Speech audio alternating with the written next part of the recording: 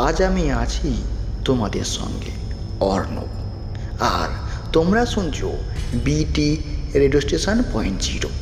এখানে কিছু সত্য ঘটনা, কিছু গল্প শোনানো হয়। আমরা আসি ঠিক রাত 9টার সময়। ঠিক তেমনই আজকের গল্প হলো ষষ্ঠীপদ চট্টোপাধ্যায়ের লেখা ভূতের পুরনো বাড়ি।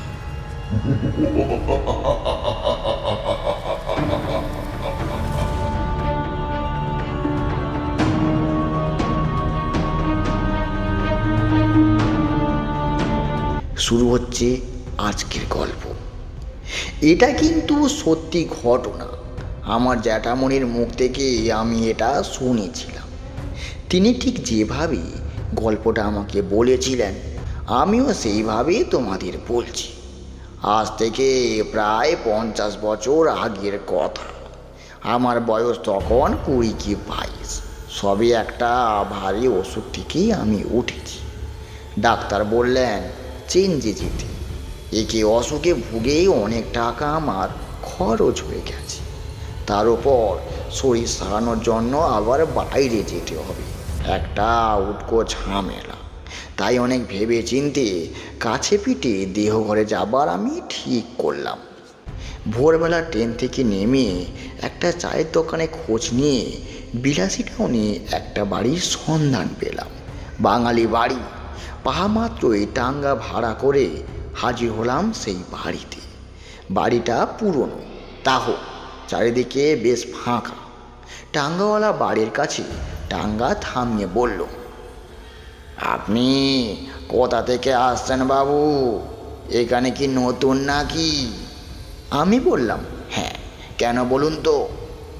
তা এরকম জায়গায় আপনি থাকতে পারবেন তো?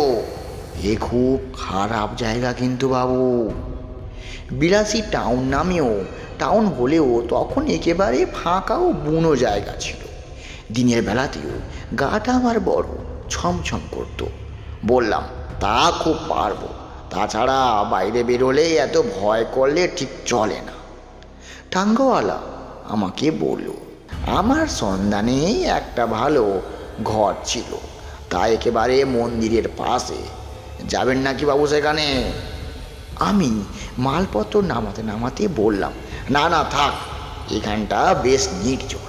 আমার পক্ষে এই জায়গাটা ভালো হবে। এই বলে টাঙ্গাওয়ালাকে আমি বিদায় দিলাম। মনে মনে ভাবলাম, কি জানি টাঙ্গাওয়ালার কথা শুনি আর কোথাও গিয়ে যদি কোনো পান্ডা গন্ডার হাতে পড়ি তো আমি পুরো শেষ। যাইনি, ভগবান আমার ভালোই করেছে। মালপত্র বাড়ির রোয়াকে রেখে দরজায় কড়া নাড়তেই একজন বয়স্ক ভদ্রলোক বেরিয়ে এলেন। কাকে চাই? আপনার এখানে কোনো ঘর খালি আছে? ওই 1 মাস মতো থাকবো। ভদ্রলোক আমার আপদমস্তক একবার দেখে নিয়ে বললেন, পুরো বাড়িটাই খালি আছে। আমি ওপরে থাকি, আপনি নিচে থাকবেন, কিন্তু 1 মাসের আগাম ভাড়া আমাকে দিতে হবে। ভাড়া কিন্তু 10 টাকা। পারবেন তো? আমি কোনো কথা না বলে 10 টাকাই বার করে দিলাম। বাড়িটা ছোট, নিচে 2টি ঘর, রান্নাঘর, উপরেও একটি ঘর, ছাদ ও বারান্দা। বাইরের বাইরে পাতকুয়া, পায়খানা, চারিদিকে গাছপালা, বন, মাঝে মাঝে 2-1টা ঘর বাড়ি। দূরে পাহাড়ের রেখার মধ্যে একটা বাড়ি সেখানে আছে। যাই হোক, ভদ্রলোক আগাম 10 টাকা নিয়ে ঘরটা পরিষ্কার করে একটি খাট পেতে দিয়ে গেলেন। আমি তাতেই আমার বিছানা পেতে নিলাম। তারপর ঘরে তালা দিয়ে দোকান বাজার করে আনলাম। সঙ্গে আমার সব সময় স্টোভই থাকে, তাই আমি এখানে স্টোভটাও নিয়ে এসেছি। তাতেই রান্না করে খেয়ে দিয়ে দুপুরটা ঘুমিয়ে কাটালাম। বিকেলে মন্দিরে ঘুরে কিছুটা ভালো ঘি, পেয়ারা ও চমচম কিনে ঘরে ফিরে এলাম। তখন সন্ধ্যা হয়ে গেছে, কার্তিকের শেষ। অল্প অল্প শীতও পড়েছে। তখন ঘরে এসে তালা খুলে অবাক, দেখলাম ঘরের ভেতরে হাড়কিনটা কে যেন চেলে রেখে গেছে। পেরোকে দড়ি বেঁধে তাতেই আমার জামা কাপড় সব সাজিয়ে গুজিয়ে রেখেছি। আমি তো ভেবেই পেলাম না এরকমটা আবার কি করে হলো, কেননা চাবি রইল আমার কাছেই, অথচ ঘরের বা কাজ কে করল? বাড়ির মালিকের নাম গজেন বাবু। আমি তাকে কয়েকবার ডাকলাম, 2-3বার ডেকেও যখন কোনো সাড়া পেলাম না, তখন টর্চ জেলে ওপরে উঠে দেখি ঘরে তালা দিয়ে একজন মধ্যবয়সী মহিলা ঘর থেকে নেমে আসছে। আমি তাকে জিজ্ঞেস করলাম, দিদি গজেন বাবু আছেন? মহিলা আমার দিকে একবার তাকিয়ে দেখে কিছু না বলেই নেমে গেলেন। মনে মনে আমার খুব রাগ হলো। আচ্ছা অভদ্র তো, কি মেয়ে রে বাবা!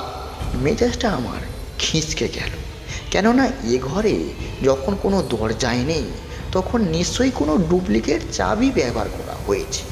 এতে অবশ্য আমার উপকার হয়েছে, সেটা আমি বলছি না, তবু এই জিনিস আমি কখনো বরদাস্ত করব না। আমি সে রাতে 2-4টে পরোটা তৈরি করে প্যারা চমচম দিয়ে অনেক রাত পর্যন্ত বই পড়ে ঘুমিয়ে পড়লাম। ঘুম যখন ভাঙলো তখন সকাল হয়ে গেছে। ঘুম থেকে উঠেই গজেনবাবুকে বাইরে কুয়োতলায় দাঁতন করতে দেখলাম। আমিও তাড়াতাড়ি দাঁত মাজার সমস্ত কিছু জিনিসপত্র নিয়ে বাইরে বেরিয়ে এলাম। গজেনবাবু একগাল হেসে বললেন, কি ভায়া, রাতে ঘুম ভালো হয়েছিল তো? আমি হেসে বললাম, আগে তা হয়েছে। তারপর কালকের কথাটা আমি সমস্ত কিছু খুলে বললাম গজেনবাবুকে। শুনে গজেনবাবু একটু গম্ভীর হয়ে গেলেন। তারপর বললেন, টাকা কড়ি সবসময় নিজের কাছে রাখবেন, সন্ধ্যের পর জানলা দরজা বন্ধ করে দেবেন, কেউ কড়া নাড়লে দরজা মোটেও খুলবেন না। এসব জায়গা খুব একটা ভালো নয়। তাছাড়া রাত্রে আমি এখানে থাকি না, ওধারে আমার একটা বাড়ি আছে, আমি সেখানেই থাকি। তা নয় হলো, কিন্তু আমার ঘরে আলোটাই বা জ্বাললো কি? আপনার স্ত্রী? আমার স্ত্রী? তিনি তো অনেক দিন আগে গত হয়েছেন। আচ্ছা, তাহলে ওই মহিলাই বাকি? গজেনবাবু হেসে বললেন, হ্যাঁ কি বলবো, আপনি ভুল দেখেছেন, এখানে কোনো মহিলা থাকেন না। এমন সময় হঠাৎ একটা ছাগলকে হ্যাট হ্যাট করে তাড়া দিতে দিতে আমার প্রশ্নটা সম্পূর্ণ এড়িয়ে কেটে পড়লেন গজেনবাবু। এরপর সারাদিন যতবারই গজেনবাবুর সঙ্গে দেখা হলো, ততবারই তিনি আমাকে বড় এড়িয়ে যেতে লাগলেন। আজ তাই ঠিক করলাম, বেলাবেলি মানে সন্ধ্যের আগে এখানে ফিরে এসে দাঁড়িয়ে দেখব কিভাবে কে বা ঘরে ঢোকে। আমি তাই করলাম। সন্ধ্যের আগে ফিরে এসে দূরে দাঁড়িয়ে বাড়িটার দিকে লক্ষ্য করলাম। সন্ধ্যেটি যেই উত্তীর্ণ হলো, অমনি দেখলাম আলো জ্বলে উঠল ঘরের ভেতর। আমার গায়ে কাঁটা দিয়ে উঠল। চারিদিকে নিস্তব্ধ, নিঝুম, কেউ কোথাও নেই। আমি টর্চের আলোয় পথ দেখে ঘরে যেতে গিয়ে তালা খুলে যা দেখলাম, তাহাতে সারা শরীর রোমাঞ্চিত হয়ে উঠল। দেখলাম আমার এঁটো বাসনপত্র কে যেন মেঝে ঝকঝক করে দিয়েছে। এলোমেলো বিছানা পরিপাটি করে গোছানো রয়েছে। আমার রাতের খাবার পর্যন্ত তৈরি করে রেখে গেছি। বুকের রক্ত আমার বড় হিম হয়ে গেল। কোথায় এসেই বা উঠেছি আমি? কাউকে যে ডাকবো, ভয়ে গলা দিয়ে আমার স্বর পর্যন্ত বেরোচ্ছে না। গজেনবাবু সন্ধ্যের পর যে এখানে থাকেন না, সেটা আমি এখন বুঝতে পারলাম। শুধু বুঝতে পারলাম না ওই মহিলাটাকে। তবে কি? হতাশভাবে ধপ করে বসে পড়লাম বিছানায়। ঘড়ির দিকে তাকিয়ে দেখলাম সবে 6:30। চারিদিকে ঘন অন্ধকারে ঢাকা সেই বাড়িটা। এ রাতে বা কোথায় যাব? বসে বসে মনস্থির করে ফেললাম, আজকে রাত্রিটা যেমন করেই হোক এখানে কাটিয়ে কাল সকাল হলেই পালাবো এখান থেকে। কিন্তু সারাটা রাত যে এখানে কি করে কাটাবো, তা কিন্তু আমি মোটেও ভেবে পেলাম না। অনেকক্ষণ বসে থেকে কোনো রকমের রাত 9টা করলাম। তারপর সঙ্গে আনা প্যারা চমচমগুলো আমি খেয়ে নিলাম। যে রান্না তৈরি করা ছিল তাতে আমি হাতও পর্যন্ত দিলাম না। এবার একটু আমাকে জল খেতে হবে, কিন্তু কলসি ঘোরাতে গিয়ে আমি অবাক। এ কি, জল কই? বাইরে যাবার আগে জলপূর্ণ কলসি যে আমি নিজের হাতে এখানে বসিয়ে রেখেছিলাম। আমার সর্বাঙ্গ তখন নীল হয়ে উঠছে। তার ওপর ভয় এবং প্যারা চমচম খাওয়ার ফলে তেষ্টায় গলাটা আমার শুকিয়ে কাঠ হয়ে গেছিল। কি আর করি, বাইরে কুয়োতলায় গিয়ে জল আনতে আমার বড় ভয় করছিল।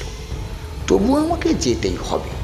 জল খেতে বাইরে যেতে গিয়ে আমি একটু বাধা পেলাম। দরজা খুলতে গিয়ে দেখি দরজাটা বাইরে থেকে বন্ধ। অনেক টানাটানি করেও সে দরজা কিছুতেই খুলতে আমি পারলাম না। এমন সময় হঠাৎ দপদপি হারকিনটা আমার নিভে গেল। আমার গা দিয়ে কলকল করে ঘাম বেরোচ্ছে। ভয়ে ভয়ে আমি জোরেই কাঁপা কাঁপা গলায় বললাম, কে তুমি?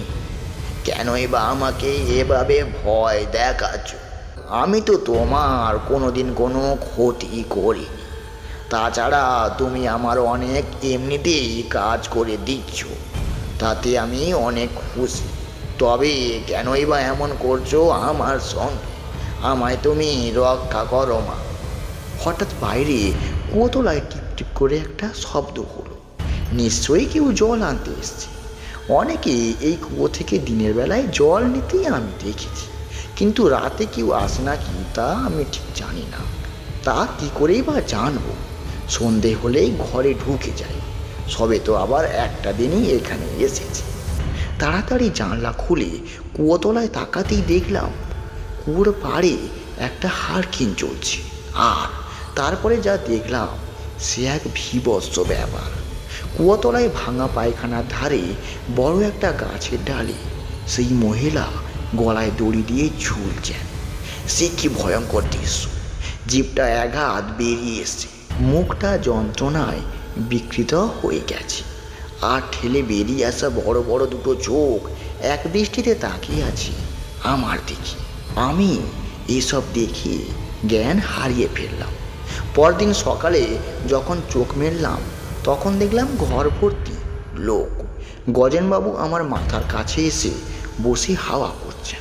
আমি আস্তে আস্তে উঠে বসলাম।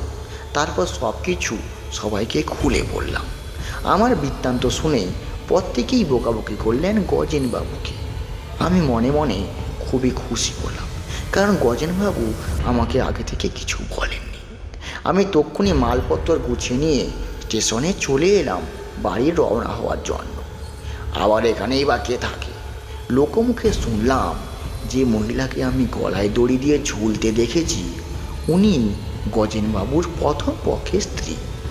তার বর্তমানে গজেনবাবু দ্বিতীয়বার বিয়ে করায় ভদ্রমহিলা ওই গাছের ডালে গলায় দড়ি দিয়ে বড় আত্মহত্যা করেছিল। এই ছিল আজকের দিনের ছোট্ট একটা সত্য ঘটনা বা গল্প বলতে পারো। যেটা তোমাদের খুশি তোমরা সেটাই ভেবো। সত্য ঘটনাটা শুনে তোমাদের কেমন লাগলো ছোট্ট একটা কমেন্ট করে জানিও। আর এরকম নিত্য নতুন গল্প শুনতে হলে আমাদের চ্যানেল বিটি রেডিও স্টেশন 0.0 সাবস্ক্রাইব করে আমাদের সঙ্গে থাকো। আমরা প্রতিদিন রাত ঠিক 9টার সময় বিভিন্ন রকম গল্প সত্য ঘটনা শোনাতে চলে আসি। ভালো থেকো, সুস্থ থেকো। আবার দেখা হচ্ছে কাল রাত ঠিক 9টার সময়। জয় হিন্দ।